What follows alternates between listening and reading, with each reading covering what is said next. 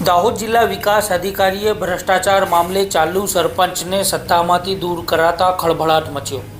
દાહોદ જિલ્લામાં ભ્રષ્ટાચારીઓ સામે તવાઈ। જૂની દિવાલને નવી બતાવી સરકારી નાણાં હડપનારા મહિલા સરપંચની સત્તા છીનવાઈ। જાણો શું છે આખું કૌભાંડ। દાહોદ જિલ્લા વિકાસ અધિકારી સ્મિત લોઢા દ્વારા કાર્યવાહી કરાતા સરપંચને સત્તાથી દૂર કરી તલાટીની પણ ખાતાકીય તપાસ શરૂ કરવામાં આવી છે। ભ્રષ્ટાચારના મામલે શૂન્ય સહિષ્ણુતા દાખવતા તેમણે ફતેપુરા તાલુકાના એક મહિલા સરપંચને તાત્કાલિક અસરથી પદભ્રષ્ટ કરી દીધા છે। વાત છે ફતેપુરાના કરોડિયા પૂર્વ ગ્રામ પંચાયતની, જ્યાં વિકાસના નામે વિનાશક ભ્રષ્ટાચાર આચરવામાં આવ્યો હતો।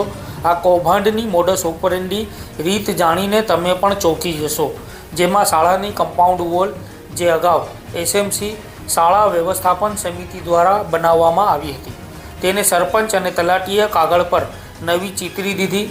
સરપંચ અને તલાટીએ અંદરો અંદર સાંઠગાંઠ કરી આ નકલી કામના નામે સરકારી તિજોરીમાંથી અંદાજે રૂપિયા 1.66 લાખ ઉપાડી લીધા।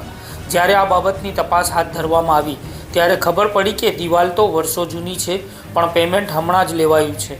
આ ગેરરીતિ સામે આવતા જ ડીડીઓ સ્મિત લોઢાએ લાલ આંખ કરી છે। તેમને ગુજરાત પંચાયત અધિનિયમની કલમ 57(1) હેઠળ પોતાની સત્તાનો ઉપયોગ કરીને મહિલા સરપંચ રાધિકાબેન નીનામાને હોદ્દા પરથી તાત્કાલિક સસ્પેન્ડ કર્યા છે અને સાથે જ કૌભાંડમાં સામેલ તલાટી સામે પણ ખાતાકીય તપાસ અને કડક કાર્યવાહીના આદેશો આપ્યા છે। દાહોદ જિલ્લાના અન્ય ભ્રષ્ટાચારી તત્વોમાં આ કાર્યવાહીથી ફફડાટ વ્યાપી ગયો છે।